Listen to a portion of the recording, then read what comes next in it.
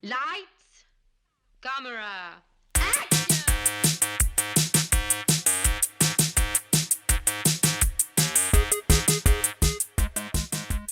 Aujourd'hui à l'émission, Chicago, Elizabeth et Jusqu'au déclin. Bienvenue à On jase de film.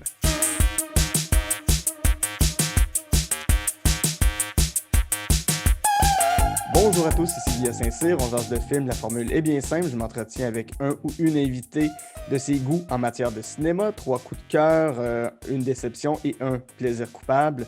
Ce sont les goods, the bad and the ugly, la cinéphilie de la personne que je reçois. Et aujourd'hui, j'ai le plaisir d'accueillir une humoriste, une animatrice de podcast. C'est aussi une personne qui essaye beaucoup de vêtements, comme en témoignent ses stories Instagram. La très talentueuse Gabrielle Caron. Salut Gabrielle! Salut, merci de me recevoir. Là, je suis comme un peu nerveuse. Ah ben non, faut pas, voyons donc. Je te laisse aller, puis ça se fait super bien. Gabrielle, tu es une finissante de l'ENH depuis 2009. On peut t'entendre à Trois-Bières avec Pierre-Luc Racine et Yannick Belzile. Tu as aussi fait le podcast J'ai fait un humain. On t'a vu participer à plein de galas comédia. Je veux savoir, avant qu'on. Puis on t'entend à Trois-Bières, je t'entends souvent parler des films que tu aimes, des films qui t'ont marqué. Tu regardes beaucoup de films en famille, tout ça. Je veux savoir, c'est quoi les premiers films qui t'ont marqué? Oh mon Dieu.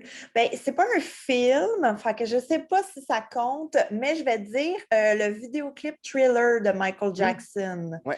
Parce que je pense que j'étais bien trop jeune quand j'ai vu ça. Fait que, tu sais, j'avais comme pas fait la différence entre la réalité et la fiction. Et c'était quand même bien fait, là, tu sais, pour l'époque. Moi, ça m'avait terrorisée, là. Ça m'avait vraiment fait peur, mais en même temps, ça m'avait un peu attiré le côté catchy de la musique mélangé avec les zombies qui me terrorisaient. Ouais. Fait que, un amour-haine qui m'a suivi vraiment longtemps.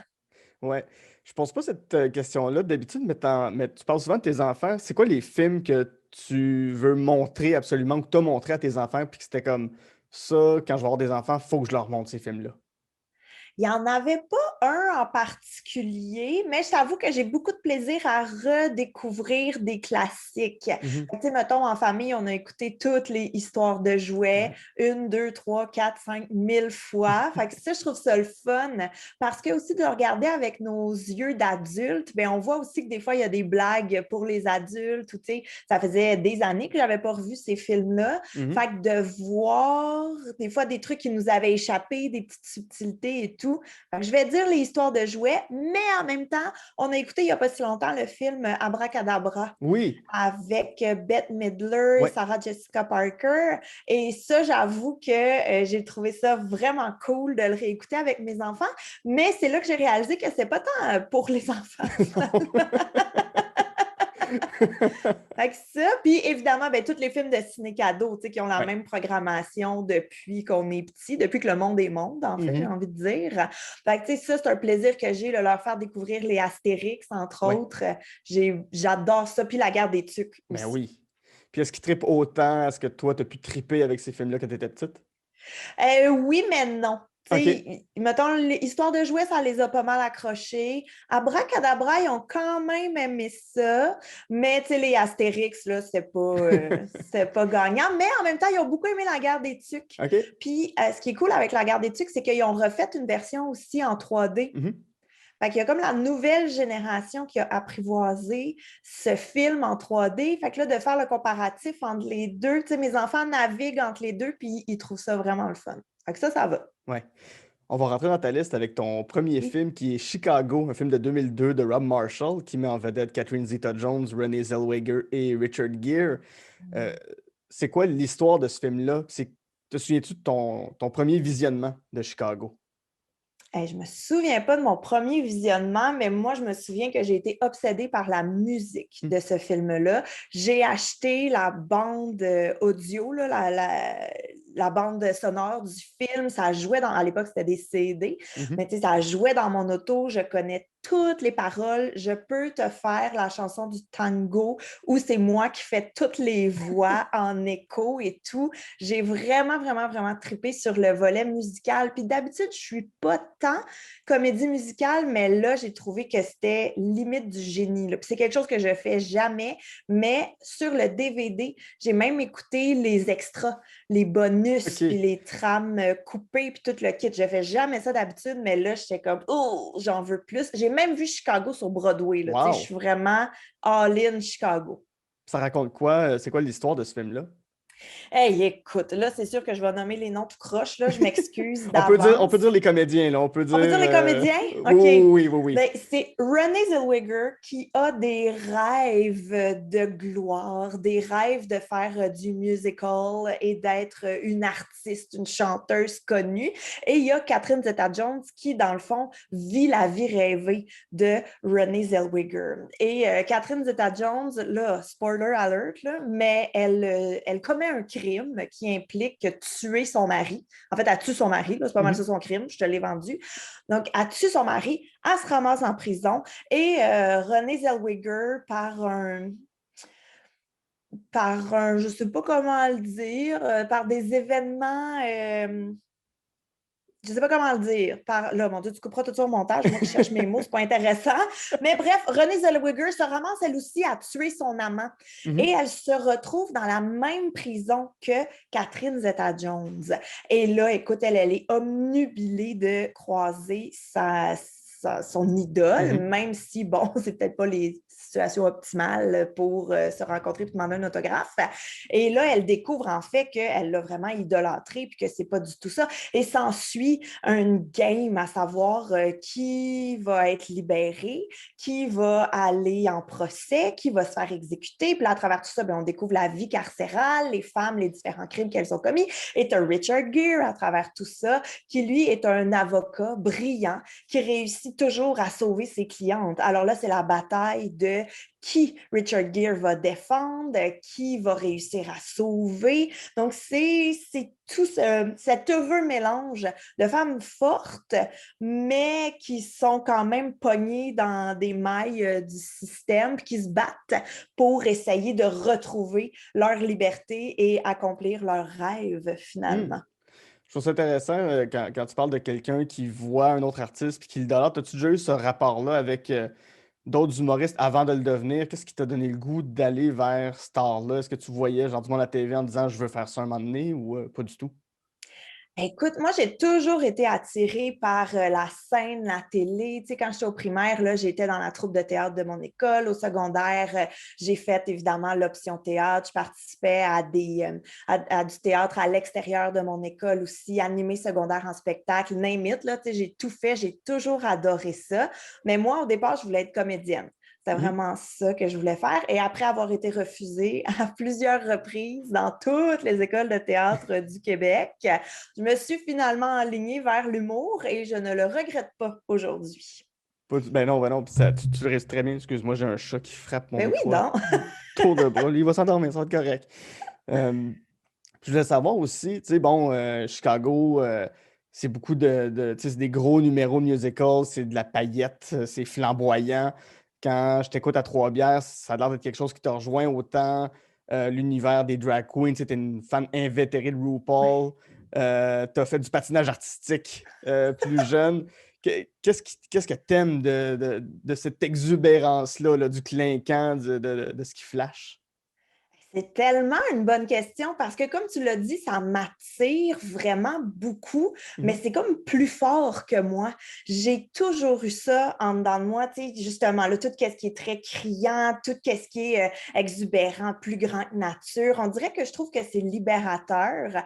Puis en même temps, je trouve ça tellement beau à voir. Tu sais, Mhm. je trouve que c'est un art en soi, là, que ce soit créer des costumes, que ce soit danser, faire des chorégraphies, que ce soit la paillette, les concepts. Là, je parle beaucoup de RuPaul, mais tu sais, RuPaul, quand ils ont des concepts, quand Ouais. ils ont des tenues super fashion et tout, c'est un art. Tu sais, même le maquillage à travers tout ça, mais je trouve que c'est un art, puis je trouve que c'est libérateur, puis qu'il n'y a pas de limite. C'est ça que je trouve cool. Il n'y a pas de limite, puis on dirait qu'on s'est toujours fait dire un peu tu sais, pas trop fort, fais pas trop de bruit, fais pas trop, fais attention, tiens-toi bien, fais tes trucs, dérange pas. Tandis que là, c'est tout le contraire. C'est regardez-moi, je prends toute la place, je suis là, me voici, vous pouvez pas m'ignorer. Fait que je pense qu'il y a un peu de ce côté-là qui m'attire beaucoup. Ouais. J'ai l'impression qu'il y a ça aussi dans Chicago, justement, les deux femmes qui se battent pour retenir l'attention d'un avocat avec la chanson, avec des shows, on va en mettre, puis Mhm. ils tuent leur mari, ils tuent leurs amants. Mon Dieu, je trouve ça formidable. Pas que je cherche à avoir une conjointe qui va me tuer un jour, là, c'est pas ça que je suis en train de dire. Ouais. Mais as-tu une chanson, un moment préféré de Chicago? Tu parles de la trame sonore tantôt. C'est quoi les chansons qui te marquent le plus? Et il y en a beaucoup. Mais j'aime beaucoup All That Jazz, qui est un peu la chanson d'ouverture là, quand on se retrouve dans le cabaret à Chicago, en fait, où Catherine Zeta-Jones là, fait le numéro, puis on comprend qu'elle vient de tuer son mari, puis qu'elle embarque quand même sur scène, tu sais, le sang-froid que ça doit prendre. Et là, je ne suis pas en train de l'idolâtrer, là, je veux dire, j'aspire pas moi non plus à tuer mon conjoint, puis ensuite aller faire un spectacle. Là. C'est pas ça du tout. Ça pourrait être un numéro inspirant, en tout cas. OK, regarde, je vais demander l'avis à mon chum, on verra qu'est-ce qu'il en dit. Là. Ouais, je pourrais t'assassiner. Regarde, t'as rien à gagner là-dedans. Mais moi, je vais peut-être gagner un Olivier avec ça. C'est ça, pense à ma carrière, chérie, là. Mais non, mais c'est ça, mais je trouve qu'en partant, ça met bien la base à comprendre le personnage de Catherine Zeta-Jones, tu sais. Elle a un sang-froid, elle est carriériste, elle a des objectifs, elle sait ce qu'elle veut. Bon, évidemment, dans l'ultime, là, mais puis c'est aussi dans ce numéro-là où, à un moment donné, Renée Zellweger prend la place de Catherine Zeta-Jones. Fait que c'est là aussi où on comprend en une seule chanson que mais c'est ça qu'elle veut, c'est à ça qu'elle aspire, c'est ça son rêve le plus profond. Fait que ça, je trouve que c'est vraiment une belle chanson d'ouverture. Puis, tu sais, à travers tout ça, évidemment, ben, il y a les décors, il y a les costumes. On se sent vraiment dans les années folles, dans le Chicago des années 20. Tu sais, c'est merveilleux. J'ai beaucoup aussi aimé parce qu'il y a Queen Latifah qui joue là-dedans aussi. Elle a fait la gardienne de prison qui se fait appeler Mama. Et sa chanson, en fait, où on découvre un peu le personnage de Mama, où est-ce qu'elle explique que, tu sais, oui, c'est elle la matrone, mais si tu es fin avec moi, je vais être fin avec toi. C'est donnant-donnant et tout. Donc, il y a cette chanson-là. Il y a aussi la chanson... Mon Dieu, là, je viens d'ouvrir, je vais toutes les nommer. Vas-y. Compliqué. Mais il y a le mari de Renée Zellweger, et là, son nom m'échappe, le comédien. Toi aussi, hein? J'ai pas ça devant moi. Whoop. Mais c'est pas grave. Là. En tout cas, le mari Non. de Renée Zellweger, qui a aussi sa chanson où est-ce que c'est Mr. Cellophane, où est-ce qu'il dit qu'il est tout à fait invisible, il est transparent, personne ne le voit. Puis tu sais, tu le vois dans son personnage que justement, c'est un petit monsieur. Ben, c'est un petit monsieur. C'est un monsieur, tu sais, un peu mou, qui fait tout ce que sa femme veut, qui est super naïf. Lui, c'est juste un bon travailleur qui suit les règles. Puis pour, tu sais, il n'est pas imaginatif, il n'est pas. Tu sais, pour lui, c'est ça, on ne se pose pas de questions et ainsi va la vie qui va. Fait qu'il y a sa chanson. C'est ça, chaque chanson représente tellement bien chaque personnage. Et c'est ce que j'ai beaucoup aimé. Il y a aussi celle avec Richard Gere, où est-ce qu'il fait la marionnette avec Renée Zellweger. Tu sais, dans le fond, c'est le procès. C'est le moment où il dit tout quoi faire et il dit tout quoi dire pour justement réussir à passer à travers les mailles. Et puis ce qui est très cool là-dedans, c'est que chaque chanson est entrecoupée de moments de la réalité. Et là, je mets réalité entre guillemets, évidemment. Donc, on voit, par exemple, des extraits du procès avec en même temps une partie de Richard Gere qui joue à la marionnette avec Renée Zellweger. Donc, c'est comme un amalgame qui est vraiment super bien fait. Et évidemment, ma chanson préférée, c'est le tango. Donc, où on découvre, dans le fond, toutes les prisonnières et tous les crimes qu'elles ont ou n'ont pas commis. Et ça, là, c'est succulent, c'est sublime. Ça me donne des frissons à chaque fois. Cool. Ton prochain film, là, c'est Elizabeth, un film de 1998 de Shekhar Kapoor. J'espère que je le prononce bien. Qui met en vedette Cate Blanchett, Jeffrey Rush, Richard Attenborough, celui qui a ouvert Jurassic Park. Vincent Cassel est là aussi. On est à l'époque élisabéthaine, donc la première reine Élisabeth. Ça raconte quoi? C'est quoi le moment de vie d'Élisabeth qu'on voit dans ce film-là?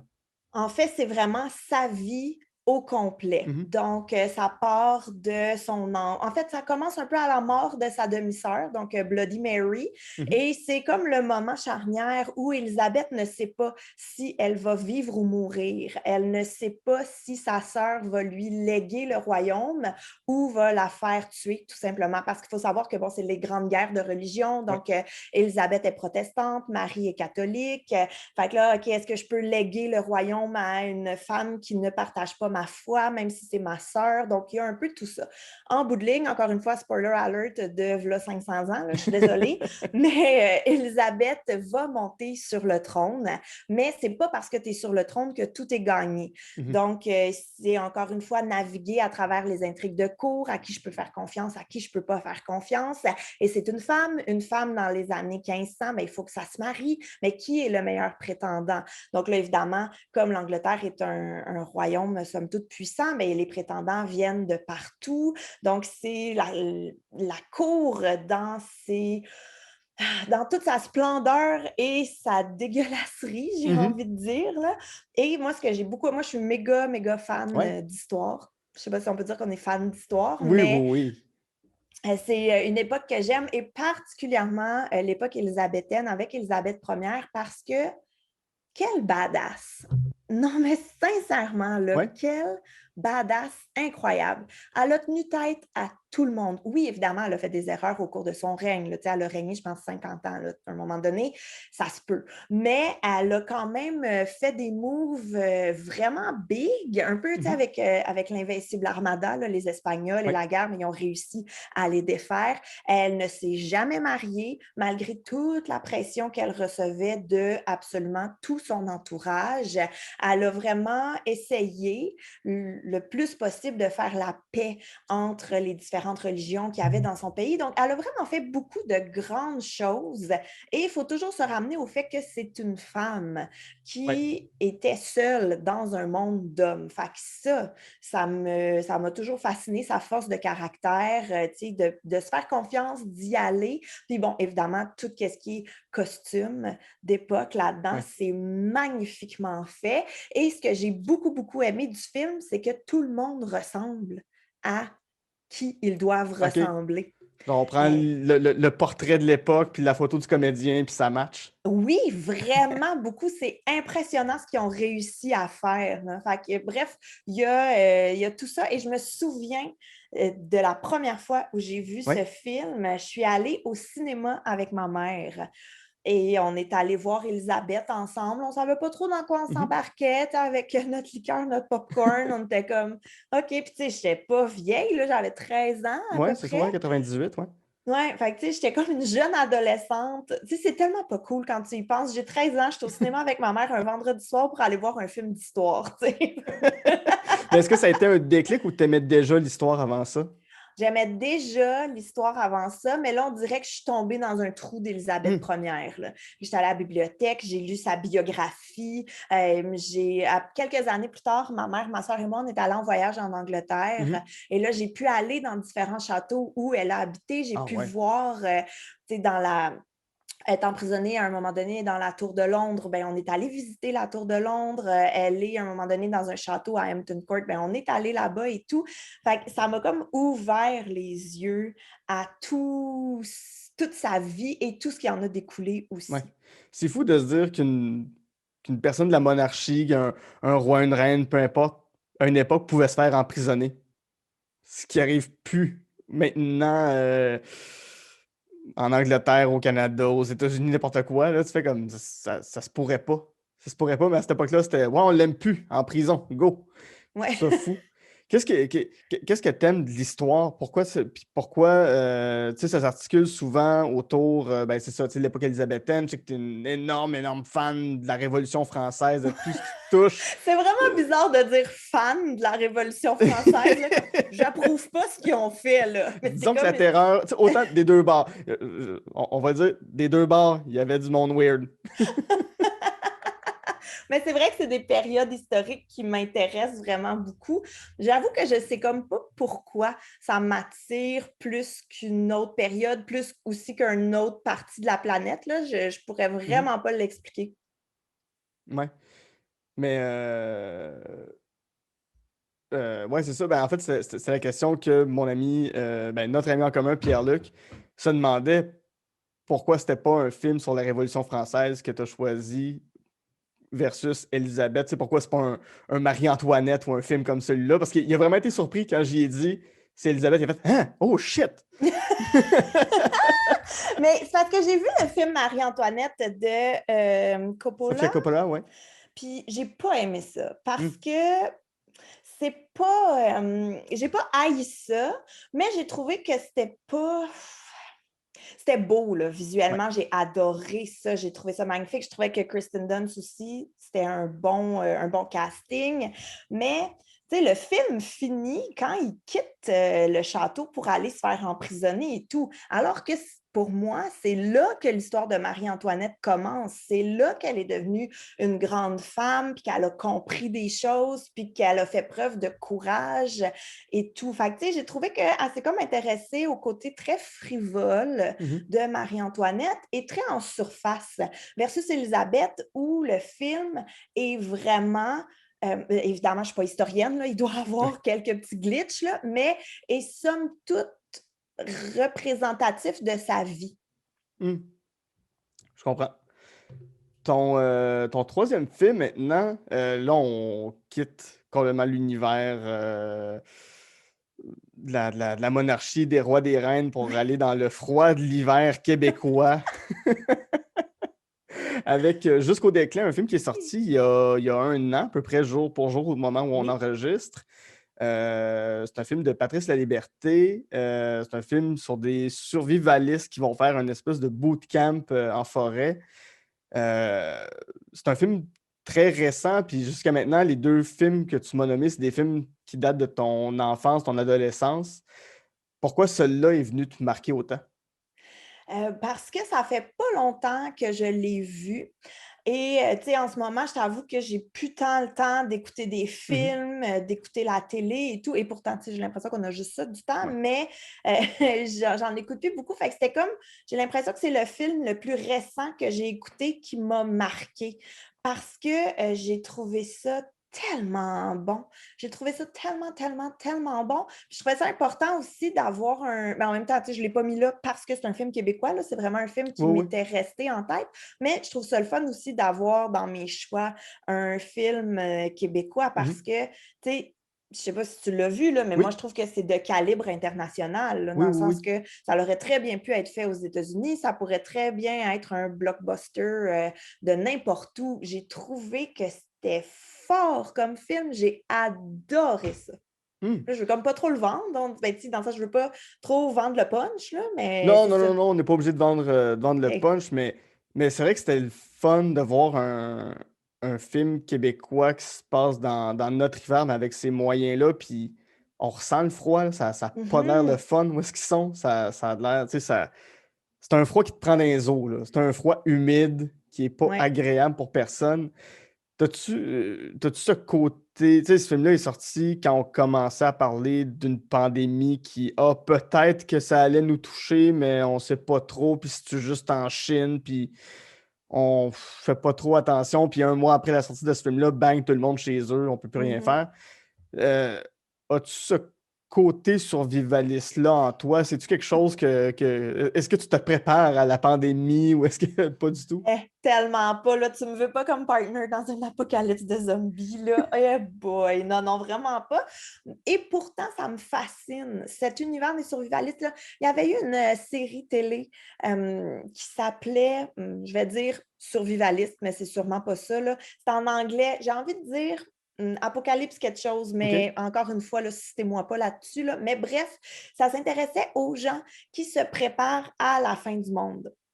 Donc, des gens qui font des réserves de nourriture, des gens qui s'entraînent à faire du tracking, des gens qui s'entraînent à, tu sais, quasiment un peu comme à l'intro du film, là, en top Mhm. chrono, partir de chez vous puis aller dans ton endroit caché dans le bout de Sherbrooke. Là. Tu sais, comme c'est vraiment un univers que Ouais. j'ai découvert et ça existe pour vrai. Mhm. Tu sais, c'est ça l'affaire dans le film, là, c'est pas la mimique d'une réalité. Il y a des gens que c'est une fascination. Il y a des gens pour qui c'est un passe-temps, que c'est un mode de vie, en Mhm. fait. C'est vraiment ça. Moi, je n'ai pas ça du tout, mais ça me fascine quand même énormément. Donc, j'ai pas vraiment répondu à ta question. J'ai un peu oublié c'était quoi ta question. Oh non, je survivrais pas. À l'apocalypse, je OK. survivrais pas. C'est ça, Mais oui. c'est-tu, bon, pas dans les mêmes conditions qu'on voit dans le film, là, mettons, déplaçons le film à l'été où est-ce qu'il fait doux la nuit, là. C'est-tu quelque chose que tu aimerais faire, une espèce de bootcamp ou juste une fin de semaine de là, on s'entraîne puis on essaye de survivre en forêt où t'es pas là pantoute? Hey, tellement pas, là. Moi, genre, aller passer 2 nuits dans un chalet, je suis comme, c'est trop. C'est trop. C'est OK. trop pour moi. Et tu vas plus être du genre à aller essayer de prendre une place au Château Frontenac en espérant que tout aille bien, là. Oui, oui, absolument. Mais tu sais, je suis sûre que je pourrais, là, mais ça me prendrait beaucoup de motivation, je pense, là. Tu sais, mettons, si un de mes fils me demandait, hey, maman, une fin de semaine, j'aimerais ça aller faire une fin de semaine de survie, tu veux-tu venir avec moi? J'irais. Je pense que ça pourrait être une belle activité. Mais comme moi, de mon plein gré, avec mes chums de filles, me booker ça une fin de semaine, non, ça Mhm. n'arrivera pas. Ouais. Par contre, encore là, notre ami en commun, Pierre-Luc, m'a dit que tu avais déjà un jeu avec ton chum de rentrer dans un Canadian Tire. Parle-moi de ça. C'est quoi ce jeu-là? Oh my God! Hey, je peux pas croire. OK, en fait, mon chum et moi, c'est tellement niaiseux, je peux pas croire que je racontais ça. Mon chum et moi, il y a une certaine époque où, parce que c'est ça, ce qu'il faut savoir, c'est qu'on est très, très fan de films d'horreur. J'ai tout écouté, là. Nomme un film Mhm. d'horreur, je l'ai vu, j'adore, là, un petit peu moins maintenant, là, mais pendant un bout, là, genre le gars du club vidéo, c'est moi qui suggérais des Ah films ouais. parce qu'on avait tout vu, on tripe bien gros films d'horreur, séries de zombies, name it, là, comme vraiment fan, fan, fan. Mhm. Et quand on allait au Canadian Tire, mon chum et moi, mon chum, des fois, il me mettait dans une rangée, puis là, il me disait, OK, il y a une apocalypse de zombies. C'est quoi les armes que tu choisis dans cette rangée? Et là, il fallait qu'on choisisse, tu sais, OK, ben je vais prendre la hache. Et non, moi, je vais prendre la pelle. Moi, je vais prendre un vélo pour me déplacer plus vite. En tout cas, bref, on avait vraiment toutes nos techniques. On est prêts, là. S'il y a quelque chose, il faut juste qu'on trouve un Canadian Tire, puis on sait quoi choisir.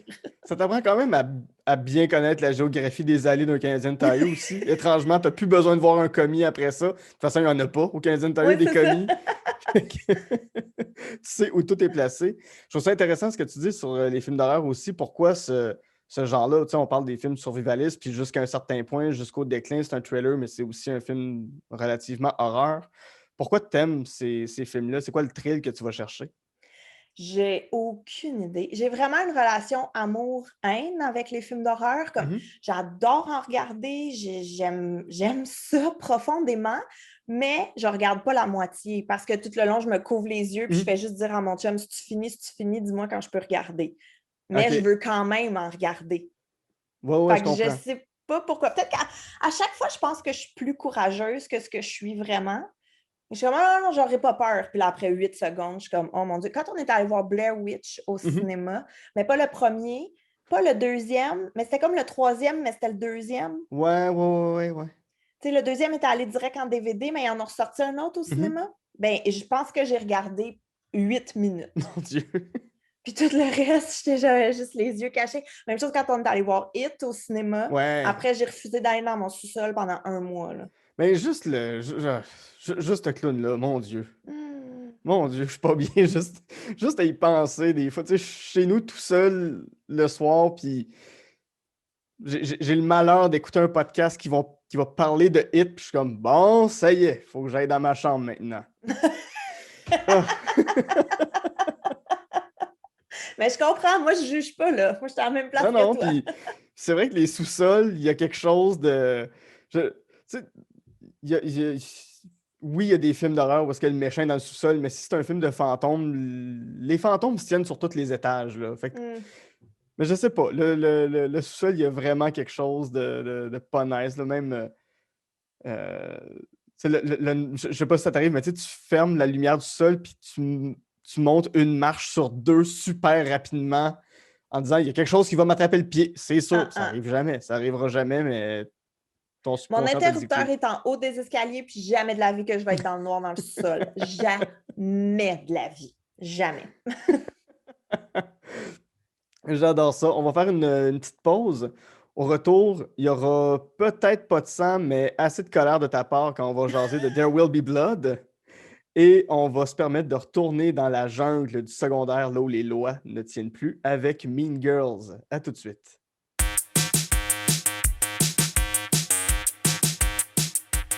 Je profite de cette petite pause pour vous dire que On jase de film est disponible sur Patreon au www.patreon.com/On jase de film. On y retrouve aussi le podcast L'Armoire à cassette où je m'entretiens avec ma sœur Geneviève des nombreux films qui ont marqué notre enfance ainsi que des discussions sur le cinéma avec des amis.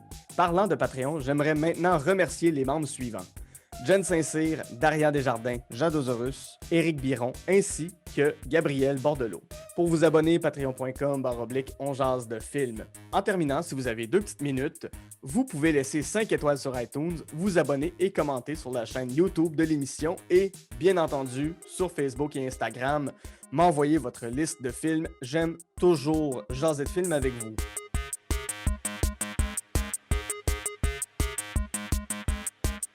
De retour en jase de film avec mon invité Gabriel Caron, avec qui, en première partie, on a jasé des films Chicago, Elizabeth et Jusqu'au déclin.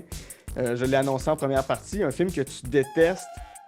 Je pense que tu le détestes profondément. C'est There Will Be Blood, un film de 2007 de Paul Thomas Anderson, qui met en vedette Daniel Day-Lewis et Paul Dano.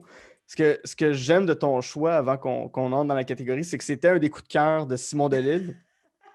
Puis j'aime ça, arriver à un moment dans le podcast où j'ai une personne qui m'a défendu un film en disant ça définit ma vie, je me reconnais dans les personnages, puis quelqu'un d'autre fasse « Non, c'est de la merde. » Alors pourquoi There Will Be Blood, Gabriel Caron, c'est de la merde? Wow, là, Ok. j'ai pas dit ça, tu mets des mots dans ma bouche. Et puis à chaque fois que je parle de ce film-là, je choque les gens. Je Pour vrai? choque. Les gars de Trois-Bières m'en veulent encore de la fois où j'ai émis cette opinion. Ça se peut que mon chum débarque dans le podcast pour venir dire qu'il n'est pas d'accord et qu'il n'endosse pas ce que je dis. Mais je n'ai pas aimé There Will Be Blood. Et là, c'est pas la peine de venir m'écrire après Non. pour me dire qu'il faut que je le réécoute, que j'ai rien compris. Je vais pas le réécouter. De un, j'ai haï ce film-là. J'ai trouvé ça long. J'ai trouvé qu'il se passait rien. J'ai trouvé que tout était drabe. Tout le monde est en noir. Tout le monde est triste. C'est lourd. C'est lent. J'ai haï ça au maximum. J'ai parlé pendant ce film. Mon chum n'était pas d'accord avec le fait que je parle, mais j'ai trouvé ça, là, c'était lent!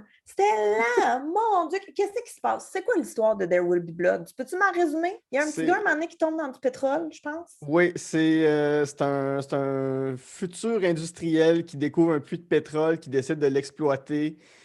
Puis en même temps, il y a tout le rapport à la religion, puis à la rédemption au travers de tout ça, et du capitalisme, et puis tout ça. C'est lourd! C'est lourd! Oh mon Dieu! Moi, je veux me divertir. Je veux mettre mon cerveau à off. Je veux être intéressée. Je veux être interpellée. Je veux pas me replonger dans la misère des années 1800, là, comme non, merci. Mon Dieu, que j'ai pas aimé ce film-là. Oui. T'aimes mieux voir une reine tomber dans la déchéance et se faire enfermer dans la tour de Londres plutôt que de voir un gars devenir riche avec du pétrole. Oui, 100% oui, sans même hésiter, parce que, j'ai même pas de raison, parce que, mon Dieu, que j'ai trouvé ça plate. Il n'y avait rien, il y avait juste sa maison à côté d'un puits de pétrole dans un désert, puis lui qui était juste sombre. Oh, non. Oh, non. Mon Dieu. Tu l'as dit, t'es une fan d'histoire, mais est-ce que cette histoire-là des États-Unis, ou est-ce que l'histoire des États-Unis, c'est quelque chose qui te parle en général, ou comme There Will Be Blood, tu fais « je suis capable de vivre sans savoir toutes ces informations-là ». Je te dirais que ça m'intéresse de plus en plus. Il faut quand même comprendre que l'histoire des États-Unis, c'est très vaste, puis qu'il y a plusieurs époques, puis même d'une d'une côte à l'autre, des fois, il y a des choses qui peuvent se passer en simultané. Je ne suis pas aussi calée dans l'histoire des États-Unis que je le suis, par exemple, dans la France de Louis XIV. C'est un choix que j'ai fait. Mais je t'avoue qu'aux États-Unis, moi, ce qui m'intéresse beaucoup, c'est la ruée vers l'or. Ça, je trouve que c'est intéressant. D'ailleurs, on a écouté la série Deadwoods. Oui. Qui se passe justement à l'époque du Far West, là, c'est vraiment le bon terme. Mais on dirait qu'en même temps, il y a comme un côté un peu trop raw, un petit peu trop c'est survivre à tout prix. Il y a comme ce petit côté qui m'angoisse un peu de ça. Mais c'est ça. L'histoire des États-Unis, la guerre d'indépendance aussi. Mais tu sais, je suis pas si calée dans Mais c'est vrai que dans leur l'histoire des histoire. États-Unis, tu sais, ce que tu nommes comme événement, c'est vrai, puis comme dans There Will Be Blood, c'est tout le temps dans la boîte puis dans la vase que ça se déroule. C'est jamais Ouais. propre. Même leur film de Deuxième Guerre mondiale, il faut qu'ils passent par l'eau, par la boîte, par la plage. Puis après ça, ils sont dans la boîte de la forêt, puis ils sont dans la boîte du Vietnam, puis ils sont dans la boîte des forêts françaises. Tu sais, comme... Pouvez-vous être sur des chevaux puis que ça soit propre? Même si c'est pas propre à un cheval, là, mais... Je sais pas, tu sais, il y a comme... Tu sais, ils n'ont pas l'image chevaleresque que... Tu sais, c'est sale, la Révolution française, mais il y a quelque chose qui fait... Je sais pas, tu sais, c'est en ville, c'est urbain, mais tu viens de me faire réaliser ça, là, que... C'est toujours des champs de bataille de boîtes, puis du sang, puis ça... C'est pas propre. Tu l'as... Rassure-moi, t'as pas vu ce film-là de Will Be Blood au cinéma, puis tu t'es mis à parler au film au cinéma, là. Non, OK. oh non, non, non, Phew. non, non, non, non, non, non, non. Hey, non, Serait non, moi, sorti là, au sinon. cinéma, là, je suis une police. Au cinéma, là, non, non. Pendant qu'on écoutait La Purge au cinéma, Election Year, le jour de ma fête, puis pas de la fête de mes 15 ans, là, mais genre la fête de mes 28 ans, Oui. parce que c'était ça mon cadeau de fête, aller voir La Purge au cinéma. Et La Purge que j'ai adoré, d'ailleurs, les 3 volets. Les Tout yeux aimé de La fermés, les yeux Purge. couverts ou les yeux ouverts? Les yeux ouverts. Mais tu vois, moi, l'affaire avec les films d'horreur, c'est que je suis capable de toffer du suspense. Ça, j'ai pas de problème avec ça. Mais j'aime pas quand c'est dégueulasse. Tu sais, j'ai pas besoin de voir quelqu'un se faire ouvrir en deux avec ses entrailles qui tombent. Je trouve pas ça nécessaire. Puis je trouve que les films qui m'ont fait le plus peur dans ma vie, c'est les films où j'ai rien vu. Tu sais, dans le sens, les films où ils te laissent penser à qu'est-ce qui s'est peut-être passé. Fait qu'il y a ça. Mais bref, La Purge, il y avait un groupe qui était là puis qui parlait. Puis moi, je suis allée chercher un petit monsieur qui travaille là pour faire. J'aimerais me plaindre. Il y a des gens qui me dérangent. Sortez-les. Oui, parce que t'es aussi cette personne-là qui va voir les commis. Mais oui, je suis ce genre de madame-là. C'est correct. Non, mais ça en prend. Ça en prend. Ça en prend. Merci de faire ça parce que j'ai pas ce courage-là. Oui, je vais le dire, le maximum que j'ai fait dans une salle de cinéma, c'était un gars qui mettait son pied sur mon banc avec ses bottes qui dégoulinaient. Puis j'ai pris son pied, j'ai arraché sa botte, puis je l'ai lancé à l'autre bout de la rangée. Wow! Puis j'ai fait, ça rangera.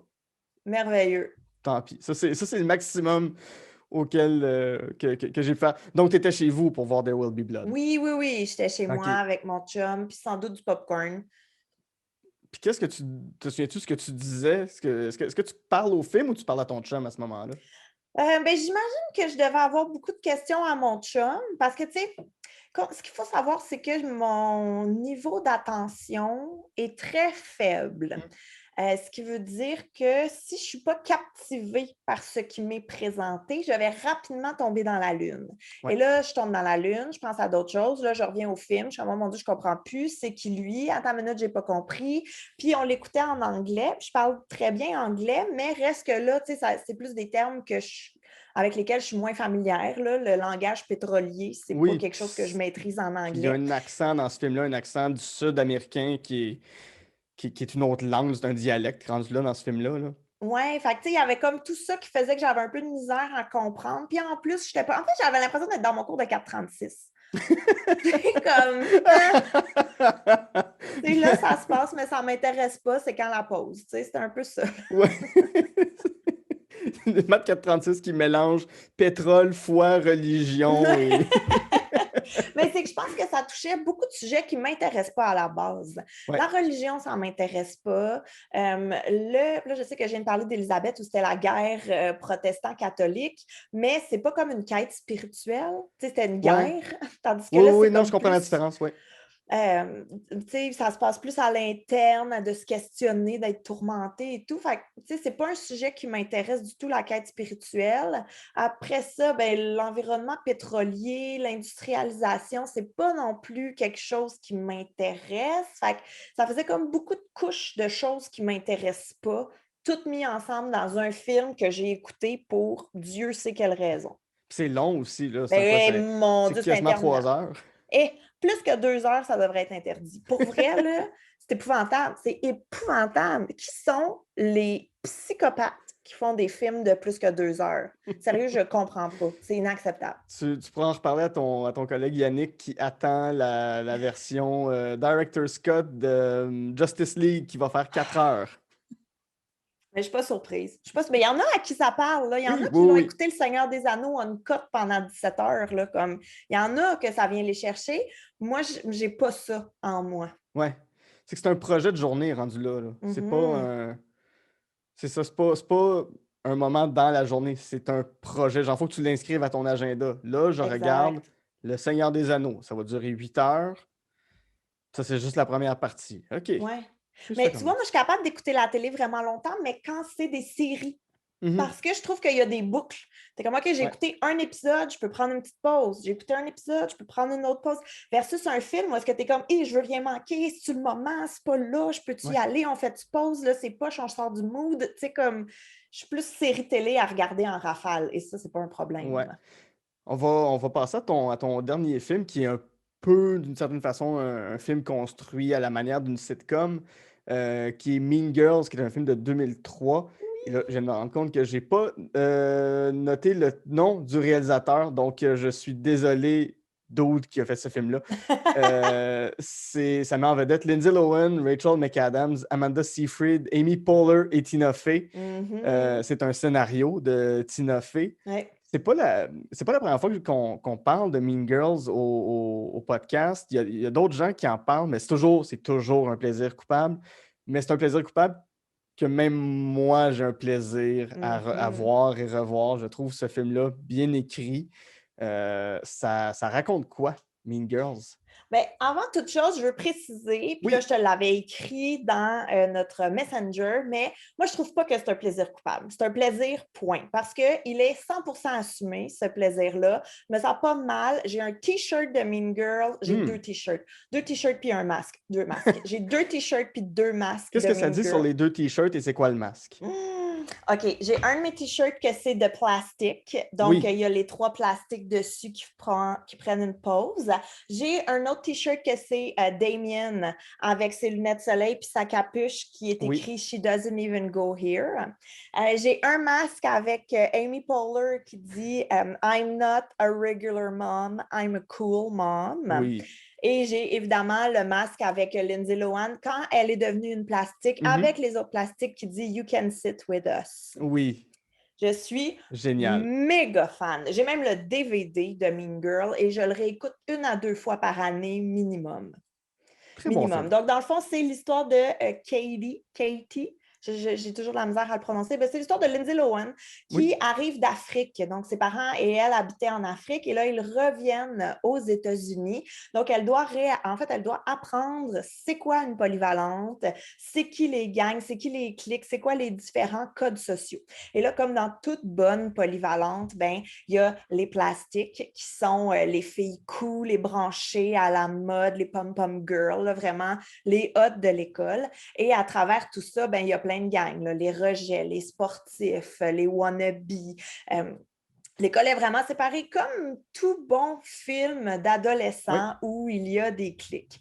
Et là, à travers tout ça, ben, Lindsay Lohan se met amie avec, son nom m'échappe, mais la fille avec les cheveux noirs. Avec Rachel McAdams ou. Non, Ah, non, non, non, l'autre. non, ouais, l'autre fille. Est-ce que c'est pas C'est Kat Dennings Damien, qui la joue? puis Ouais. l'autre fille que j'oublie le nom. Bref, elle se fait amie avec deux rejets, si on veut, qui sont pas Ouais. cool, mais qui sont très assumés dans leur non-coolitude. Et la fille en question propose à Lindsay Lohan de se venger de Regina George en devenant un peu espionne au sein des plastiques pour trouver une revanche, bon, et tout le kit. Fait que c'est vraiment un film d'ado. Puis à travers tout ça, bien évidemment, il y a un petit flirt entre Lindsay Lohan et le chum de Regina George, mais là, elle a un kick dessus, mais là, est-ce qu'elle peut pas, c'est quoi les codes et tout. Des parties d'ados, des French, le prom night, puis tout le kit. Là. C'est vraiment un film d'ado de A à Z. Un spectacle de Noël. Oui! Tout ça. Puis pourquoi ça t'a autant marqué? Parce que pour vrai, c'est un bon scénario. Oui. Écoute, je pense que ça m'a marqué à plusieurs niveaux. Ben, tout d'abord, il faut que je fasse mon coming out. J'ai toujours été fan de Lindsay Lohan. Je l'ai toujours aimée. C'est vraiment, je l'aimais dans La Trappe Parents. Ben oui. Je l'ai aimée dans Mean Girls. Je l'ai aimée quand elle a sorti son vidéoclip. Tu sais, comme j'ai tout suivi, j'ai tout aimé. Là. Je l'ai toujours aimée. Même à partir du moment où elle prenait un faux accent grec, là, comme j'ai tout aimé. J'aime Lindsay Lohan. Ouais. Donc, premièrement, il y a ça. Ensuite, ben, je pense que, tu sais, ça se passait dans une école secondaire, 2003. Moi, je venais de finir mon secondaire. J'étais en train de finir mon secondaire. Ouais. Fait que, tu sais, ça me parlait quand même un peu parce que moi, mon école secondaire, ben, il y avait des clics aussi. Fait que je pense que la caricature de ce que je vivais m'intéressait aussi. Puis, il y a beaucoup d'humour dans ce film-là. Ouais. Et sans le savoir, je pense que c'est là où je suis tombée en amour avec le duo Tina Fey et Amy Poehler. Oui. Parce qu'à l'époque, je ne les connaissais pas. Puis c'est comme des années plus tard où j'ai fait le lien que, OK, c'est eux les filles de ce film-là. Ouais. Et là, je les ai juste aimées encore plus. Mais c'est ça, il y a beaucoup d'humour dans tout ça que j'ai aimé. Les adolescents caricaturés au maximum. Puis il reste qu'il y a toujours aussi ce petit rêve de vouloir être cool, mais en même temps, le message qui passe de « mais sois pas cool, sois toi-même ». C'est Oui, ça, bien dans sûr. le fond, qui est beau. Donc, je pense que c'est un mélange là, de plein de choses qui ont fait que j'ai adoré ce film. Puis t'étais dans quel genre de gang, toi, au secondaire? T'étais-tu avec les cools ou pas du tout? Oh mon Dieu Seigneur, où étais-je? Pendant un bout, j'étais avec ma gang du handball parce que je faisais du sport-études handball. Après ça, j'ai été avec quelques amis, mais on n'avait pas vraiment de titre, je pense. On était peut-être les excentriques, là, tu sais, genre qui s'habillaient au village des valeurs puis qui portaient des pantalons carottés avec des chandails fluo puis qu'on s'en foutait, tu sais. Assumés, un peu marginaux, mais tu sais, dans le fond, moi, je ne suis pas marginale pour deux scènes, là, je faisais juste me chercher, tu comprends? Mais il y avait tout ça, mais je pense que j'avais l'avantage au secondaire d'être somme toute fluide. OK. Tu sais, fait que je pouvais parler avec tout le monde, je m'entendais bien avec tout le monde, je pense. Là. Peut-être que les gens qui sont à mon secondaire, qui étaient à mon secondaire puis qui m'écoutent en ce moment sont comme menteuse. mais c'est ça, tu sais, j'avais quelques amis, mais j'étais très fluide. Là. OK. Puis je veux qu'on aille là-dessus. En fait, non, avant qu'on aille sur mon autre question, est-ce que tu t'ennuies de ton secondaire? Est-ce que c'est quelque chose qui te manque ou tu es contente que ce soit fini comme à peu près tout le monde puis tu ne voudrais jamais retourner là? Oh mon Dieu, je retournerai au secondaire, mais avec ce que je sais aujourd'hui. Ouais. Oui. Je serais vraiment moins misérable, je pense. Là. C'est horrible, le secondaire, on va se le dire. Là, c'est horrible. Puis je pense que c'est horrible pour tout le monde, mais tout le monde est capable de le cacher à différents niveaux. Ouais. Tu sais, dans le sens que moi, là, au secondaire, je n'étais pas rejet, j'avais mes amis, je n'étais pas gênée, je parlais à tout le monde. Mais mon Dieu, que j'avais un mal-être à l'intérieur qui était là, terrible. Tu sais, je me cherchais, je ne savais pas qu'est-ce que j'aimais, je ne savais pas qu'est-ce que j'aimais pas, je ne savais pas si j'avais le droit d'aimer qu'est-ce que j'aimais, est-ce que j'allais être cool, est-ce que j'allais pas être cool, est-ce que j'avais le droit. Tu sais, des fois, je prenais des chances puis je disais des choses que j'aimais, là, tu te fais niaiser. Là, d'autres fois, tu fais semblant d'aimer des trucs puis finalement, tu n'aimes pas vraiment ça. Tu sais, c'est tout ce désir, ce besoin d'appartenance, de construction sociale, de construction de ta personne. C'est épouvantable. Mon Dieu, c'est terrible, terrible, terrible. Oui. Mais c'est bien représenté dans Mean Girls aussi, ce côté-là, puis de voir que Regina George, c'était Janice, son amie, je pense. Ah oui, Janice et Damien, oui. C'est ça, mais tu sais, qui ont été amis toute leur vie jusqu'au point où probablement que les hormones ont kick in, puis là, ça a fait qu'il y en a une qui s'était intéressée à des choses, puis l'autre à d'autres affaires, puis sont plus amis. Puis cette dynamique-là est bien représentée aussi. Puis l'espèce de. Tu sais, même Janice, j'ai l'impression qu'elle a ses torts dans la cassure Dans de la leur chicane, amitié. ouais. Ouais. Puis qu'elle veut pas se l'avouer non plus. Puis j'aime cette espèce de petit orgueil-là de filles de 14-15 ans. Ben, pas juste des filles, mais d'ados de 14-15 ans là, qui sont comme ah, c'est tout de sa faute à elle ou à lui. Puis, mais non. Il Les n'y a deux, pas de vous avez contribué. demi-mesure, là. Non, c'est ça, c'est ça. Puis t'as un projet que je trouve vraiment le fun sur Instagram où est-ce que tu fais des tests de filles d'aujourd'hui Oui. avec des invités qui ramènent un peu à l'idée de Mean Girls, de connais-toi toi-même. Mais Christy, c'est des tests qui sont faits pour du monde de 13-14 ans qui se connaissent pas du tout. C'est quoi les questions qu'il y a là-dedans qui te font triper? Qu'est-ce qui te fait triper à faire des vieux tests de filles d'aujourd'hui, magazine Cool, magazine... Oh mon Dieu, ben en fait, moi j'étais abonnée au magazine Filles d'aujourd'hui, j'étais une fervente lectrice, fait que reste que les tests, c'est quelque chose qui a vraiment bercé mon adolescence, puis c'était quelque chose que je faisais autant toute seule, en me concentrant, puis en pensant vraiment que j'allais apprendre à me connaître. Autant des fois, je faisais ça avec mes amis pour niaiser, puis on répondait les bonnes affaires, ou des fois on le faisait ensemble en prenant ça pour du cash, tu sais. Je trouve que les tests, il y a toujours eu un aspect social à ça. C'est comme une façon de se regrouper, des fois d'ouvrir la discussion sur certains trucs que des fois on n'aurait peut-être pas osé ou qu'on aurait peut-être jugé un peu tabou, des trucs comme ça. Fait, il y a comme le volet social que j'ai toujours aimé.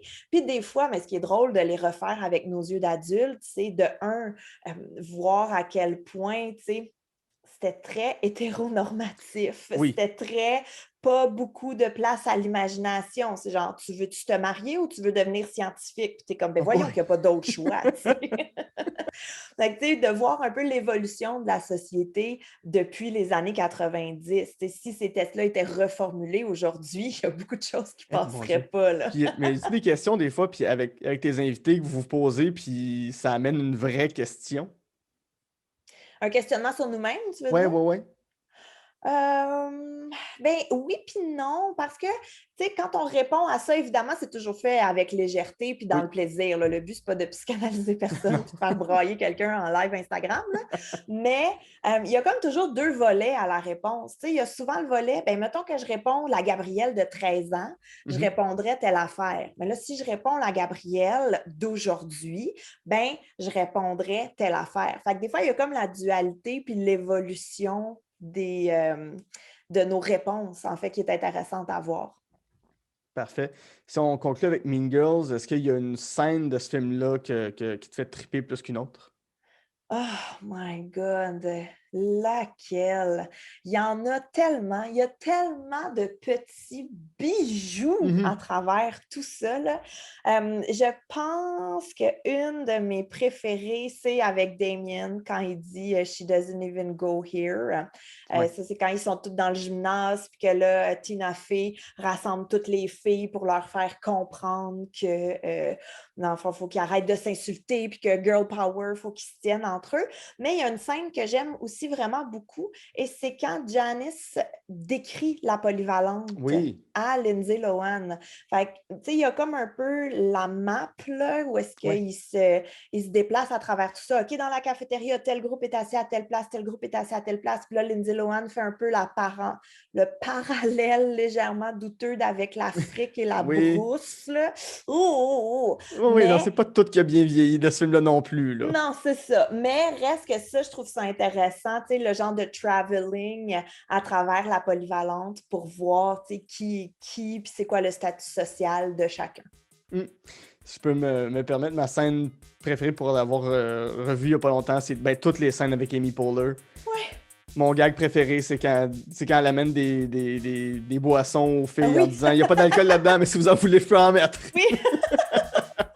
Je suis comme, oui, c'est très, j'essaie d'être une cool mom, pis sa fille qui la respecte pas du tout. Je trouve ça magique. Quel beau film.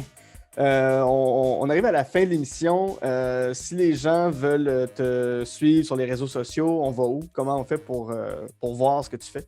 Eh boy, c'est pas bien compliqué. En fait, Facebook, Instagram, TikTok, Gabrielle Caron. Mercredi soir à 20h, j'ai toujours mes petits lives Instagram où justement on refait les tests du mois avec différentes invitées. Mes tests qui sont d'ailleurs tous disponibles sur mon IGTV. Puis je vais plugger aussi mon balado si tu me permets. Oui. Donc, j'ai fait un humain qui est disponible sur toutes les plateformes qui se trouvent à être en fait des récits d'accouchement. Et il y aura d'autres épisodes qui s'en viennent en 2021. Soyez patients, s'il vous plaît. Super! Sur ce, mon nom est Guilla Saint-Cyr et avec Gabrielle Caron, on a jasé de films.